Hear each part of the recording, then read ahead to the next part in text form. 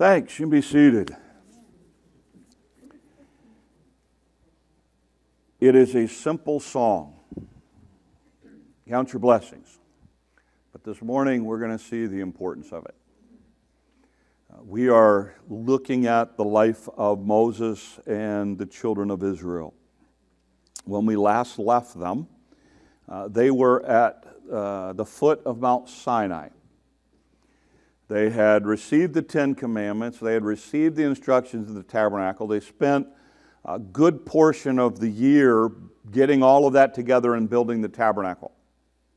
So where we are in the life of the children of Israel is this. They have spent about a year at Sinai. They are now in the process of getting ready to leave Sinai. So they are leaving Sinai and they are heading to the Promised Land. Okay, that's where we're going to start our story this morning. I want to remind you that that is the goal. The goal is the Promised Land. The goal is that these people who are in slavery are now no longer in slavery. They are now heading to the Promised Land where they are going to live in houses they didn't build, eat fruit from trees they didn't plant, and drink water from wells that they didn't dig. That's where they're going. That's where they're heading.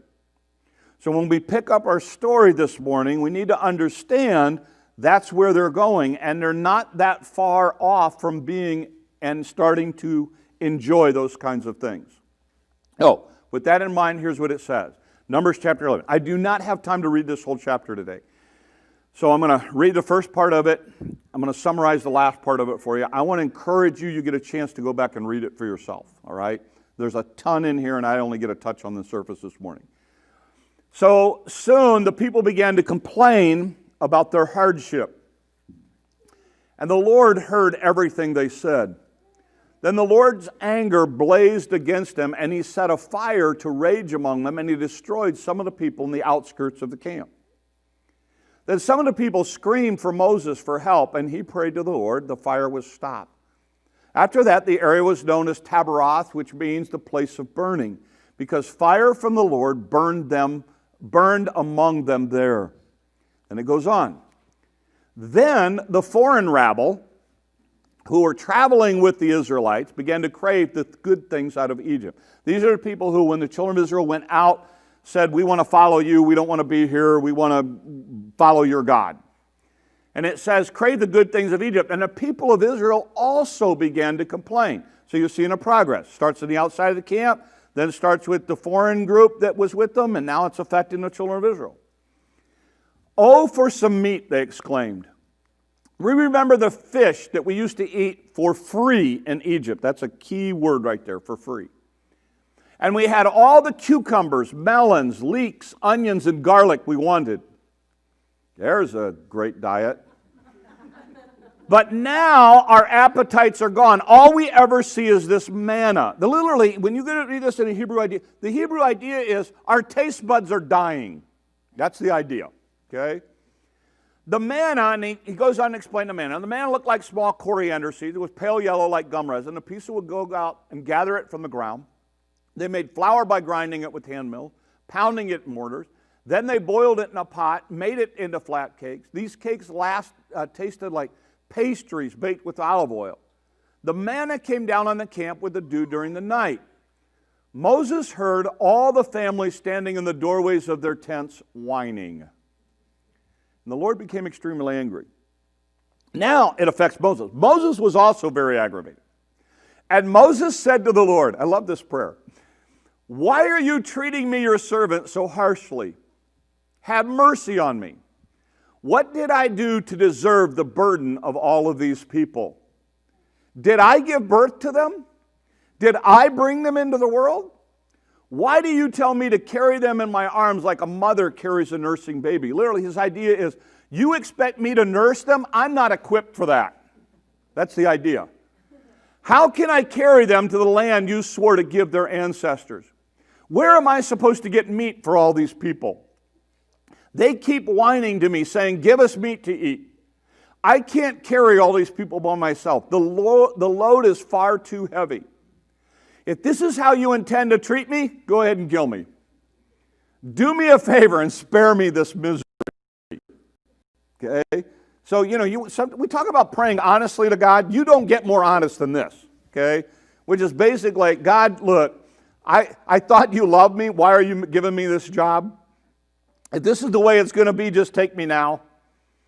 Now, that's why I say you need to read the rest of the chapter for yourself, because there's just a ton of stuff in there, and I'm going to unpack just one main idea through all of this. But here's basically what's going to happen next, just to tell you the rest of the story, all right? What you're going to see is Moses, God first of all deals with Moses, and he says, okay, Moses, here's what I'm going to do. I'm going to send you 70 people. I'm going to anoint them. They're going to be leaders. They're going to help you with this job. So that's one of the things that happens in this story. In the rest of the chapter, another thing that happens is there comes up an issue where there are people that are prophesying, and Joshua comes to Moses and says, hey Moses, those guys are prophesying, and people aren't going to listen to you, and your leadership's being threatened. And Moses just said, hey Joshua, look, I'm not threatened by it. If people will listen to them, as long as they're saying what's right, then let them prophesy. So there's a whole leadership thing going on. The other thing that you see in this is, and this is the dangerous thing in this thing, God gives the people exactly what they want. And God's going to give them meat. And God and Moses go toe-to-toe in the rest of the chapter, because what happens is God says, I'm going to give them meat. And Moses actually argues in the rest of this chapter. He said, wait a minute, God, I have 600,000 foot soldiers. If we killed every animal that we have right now in camp, and if we fished every fish out of the sea right now, we couldn't feed all these people like you're talking about. He basically tells God, look, God, you may think you're going to feed them meat, but you can't do it. There's not enough meat. That's what Moses said. God basically says to Moses, you just let me take care of it. All right, I got it. I got this. So what happens is God sends quail, little birds. They fly 3 feet off the ground for 36 hours. So in other words, if you want quail, all you got to do is go, boop, stick your foot out, hits it, dies, drops down there, pick it up, put it in a basket. And you got quail. The text says that in Numbers chapter 11, the people picked up, on average, 50 bushel per person. They had enough quail to eat for a month. Now, just think about cleaning that many quail. It talks about the people were so happy to see it, they just gorged themselves, just shoving this stuff in there as fast as they could cook it and boil it and fry it and everything else. They were just eating it until they were just so full. And then what God does is he sends a plague and says, you know what? I'm going to give you exactly what you want, but it's going to cost some of you your life. Because God was trying to teach the children of Israel a very, very important principle, and that's what we want to deal with this morning. And that's this issue of griping, whining, complaining. And when I was reading this passage, something that stood out to me. I've read this I don't know how many times, and I never saw this before. And here's where we're going today with this. The idea of manna was a temporary thing. Manna was supposed to get them from Egypt to the Promised Land. But they weren't satisfied. They wanted more. So they started griping and complaining about it. And they continued to gripe and gripe and gripe and gripe and gripe and complain about it until God finally says, all right, you know what? I'm going to give you exactly what you want. I'm going to give it to you until you're so sick of it, you get the idea that, look, you need to trust me and you need to let me take care of you. So as you go through this passage, here's what you see. It starts out with a people problem. The people start complaining. Our job is too hard. This is just too hard being in the wilderness here. Again, stop and think about it for a second. What was their life before? They were slaves. They were beat. And they're saying, you know what, this is just too hard. It's too hard being on our own. They had lost all perspective. And they're complaining because of the hardship that they have right now, forgetting all about the past deal. So you have, first of all, this starts out with a people problem. Then it moves into this idea of contentment. Well, we're not content anymore with just manna. We want more. We have to have meat. Even to the point that they're looking at what happened in Egypt, and literally, remember when I pointed out in verse 5 that they said, the meat, the stuff in Egypt was free? You understand what the complaint is? The complaint is that in the wilderness, we have to get up every morning and scoop up the manna. We have to work for our meal. Back in Egypt, it was all free. We just stood in a line and they served it to us. But you were slaves. Well, yeah, but it was free. No, it wasn't free. But that's the concept. That's how warped their thinking had become. Then, as it goes into this idea of contentment, if that wasn't enough, they just continually to push it. Now all of a sudden it starts to affect Moses. And you find Moses in this passage complaining. God, look, what did I do to you? Why in the world, God, have you put me in charge of these people? You're asking me, God, to do the impossible. You want me to take care of 2 million plus people and give them meat. I'm just happy that you're taking care of the manna every day. And when God says he's going to do this, Moses argues with God. He goes, God, you can't do that. I mean, that's how far this thing goes. Until Moses is at a point, he's like, God, if this is what you're going to do, just take me now. I've had enough. I can't do what you're asking me to do. And again, God doesn't strike him dead. God just says, okay, Moses, I'm going to send you 70 people to help you, and don't worry about it, I'll feed them. And again, you can imagine, it was just quail everywhere until they get sick of it.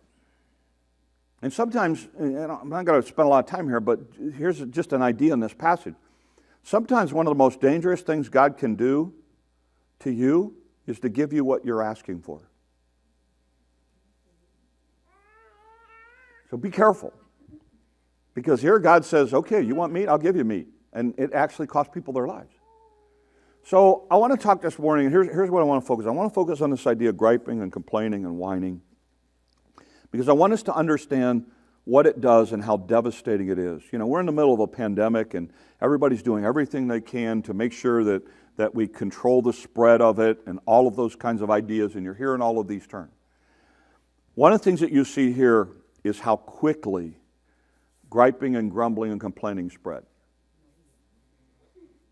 And what I'm going to suggest is, because we're in a world where everybody gripes, grumbles, and complains, if you're not careful, Moses was impacted by this. Moses started doing this before it was all said and done. That's how easy and how deadly this thing is. So I want us to really walk through this idea of griping, grumbling, and complaining and understand how it works and what it does and why we need to steer clear of it. Okay? So here's the idea. I want to look at it in terms of past, present, and future.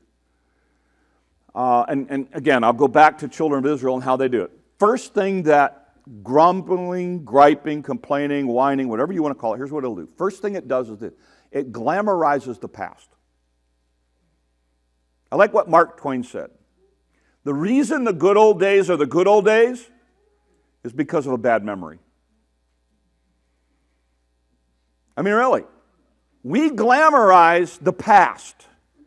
And that's what Israel did. Oh, our food was free in Egypt. Oh, we didn't have to work for it. They made slavery and onions and garlic and cucumbers sound good. We do the same thing. We were talking last night. We did this last night. We're sitting around talking about, we got into the discussion of flip phones and how awesome flip phones were. Because with flip phones, you didn't have the text, and you didn't have the notifications, you didn't have all this stuff popping up and all that kind of thing. It was simple. Make a call, take a call. Period. That was it. And we're talking about how nice that was. Why? Because we do that, right? We glamorize the past. But you know what it also means? It means that I don't have a shopping list on my phone anymore. In the flip phone days, when we had to go shopping, when we ran out of something, we had to remember to go, take a pen, write it on the list, on the refrigerator, that we had to go. And then, when we got ready to go to the store, we had to pull the list off of the refrigerator. Okay? Remember that? Some of you still live in that world. I'm sorry for you, but let me tell you about my world. My world is Alexa. So in my world, what happens is, and I have these things all over. I even have one in my shed. I don't have one in my garage yet. I just haven't put it in. Because when I'm working on something and it's like, I need a quart of oil, it's like, Alexa, add a quart of 10W30 to the shopping list. And then when I'm in a store, all I do is pull out my little smartphone and punch up Alexa, and it brings up or Amazon, and it brings up my shopping list. And I literally have been at the store, and my wife will add something at the house, and it will show up on my list. It is amazing that I can do that. It is amazing that I have, and all I do is just click. I don't even have to remember, because I'm at the point now where to walk from that room to the refrigerator, I could forget it. And it's a whole lot easier to go, hey, Alexa, add this to the shopping list. And it automatically goes on my shopping list. And here's the thing. My wife can be shopping at one store. I can be shopping at another store. When I click on it that I just got it, it goes off on her list too. It's amazing. My flip phone never did that. But we can glamorize the past, and it's easy to do. And that's what happens when you start griping and complaining. You start forgetting the past. And you start making the past something that it really never was. I mean, really. Do you really want to go back to, I need a cup of coffee, so I have to spoon it out into that little percolator thing, and then put it in there, and then pour the water in, and then plug it in, and then wait 2 hours, and then pour me a cup of coffee? No. I want the world where, what flavor of coffee do I want this moment? Open it, put the pod, push the button, bingo. Bingo. Oh no, we have a backup. I mean, if Keurig goes down, we have a backup Keurig. That's how important coffee is in our house. Yeah, we went once. We went 2 days, I think, before without one. And believe me, I love my wife to death. But if she didn't have her coffee, it is worth every penny to have a backup Keurig. I'm telling you. We take it on vacation. We travel with it. I mean, that's how. But we glamorize the past. We start to glamorize the past. And when you start griping and complaining, that's what you do. You're comparing your life to something else, and you think you know better. That's what Israel did. We think we know better. We know we should have meat now. The second idea is this. It completely ignores the future. Look, all Israel had to do was go, you know what, this is just temporary. Let's get over to the promised land. Problem solved. But they completely ignored the whole concept of what was in front of them. They forgot all about the future. All they could focus on was the present. And that's what griping and complaining does. It sees nothing beyond what you're at right now. We want meat. We want meat. We've got to have meat. We miss the free food we had in Egypt. We miss the cucumbers and the garlic and the onions and the leeks. We miss that. We want meat. Not, we're going to a place with fruit and wells and houses and no. We want this right now. There was no focus at all on what was in the promised land. And by the way, when we get to that story, what happens when they get to the promised land? Oh, this is going to be too hard for us. We can't do this. Is it everything God said it would be? Oh, it's not only is it everything God said it would be, it's more than what God said it would be, but we can't do this. Why? Because they saw no future past it. All they could see was the present. And that's what happened. It distorts the present. Griping and complaining distorts completely the present. It doesn't give you an accurate picture of where you are. Let me give you an example. And again, as a pastor, there are things I want to do that I can't do. So let me give you my dream world scenario that I would do if I could. I get a husband who's complaining about his wife. I have to counsel him. Here's what I would like to do. I would like to set them up with a meeting and say, hey, look, I want you to go over and talk to I don't know, give him Bubba. I want you to go talk to Bubba. Why don't you go to lunch with Bubba? Oh, wait a minute, I forgot. You can't go to lunch with Bubba. See, Bubba is taking care of his wife who has dementia, so he can't leave the house. So why don't you call Bubba and set up a lunch meeting with him and sit down and talk to him about the problems you're having with your wife while he's taking care of his wife with dementia. Let's do that. That's what I want to do. I get a wife complaining about her husband. Here's what I love to do. Say, tell you what, I've got a gal that I'd love for you to go to lunch with. See, she buried her husband and she's a widow now, but you tell her all about the problems you're having with your husband. That's what I want to do. I get some teenager whining about his parents or her parents. What I want to do is say, come here, let's go to the boys and girls home. I want you to tell these kids how horrible it is that your parents love you so much and are so strict with you. Because see, what you don't know is their parents could care less about them. They don't even know where their parents are most nights. They can come in anytime they want. That's what I want to do. When somebody's griping and complaining about their job, what I want to do is say, come on, let's go serve soup at the soup kitchen or down at the gospel mission. Let's go stand in line and listen to their stories, and then you tell me about how hard your job is and how horrible it is for you to have a job. That's what I want to do. That's what I want to do. Because you see, and again, I don't have any problem with what God has given us. I have problem when we complain about our circumstances and situations and we start to believe all of these things, because what happens is griping and whining and complaining, it distorts where you are presently. It makes you seem like, well, you don't understand. I'm just so miserable. I get out of this marriage, I'll be so much happier. Come here, let me talk. Let me introduce you to them who made the decision you're getting ready to make. Ask them what life's really like. Ask them what it's like on a holiday when the other person has the kids and you're staring at a Christmas tree by yourself. That's what I want to say. Sometimes I do, and then those people don't come back. But I mean, the reality of it is, when we gripe and complain and grumble about our circumstances and situations, we get this distorted picture of the present. We're not thinking at all about the future, and we're glamorizing what it was in the past. Oh, I'd be just so much happier. Da, da, da, da, da. Really? I'm sorry, but I don't know that you could give me enough money to go back into a dating world. Something happened to my wife. To go back into the dating world and all of that and everything else. Oh, man. But it's just, we get such a distorted idea. And then this thing is contagious. Like I say, it starts on the outside of the camp, and then it reaches the next group, and then it reaches children of Israel, and it even affects Moses. And I just want to challenge you, because this thing is deadly. We talk about this pandemic and how people can lose their lives over it.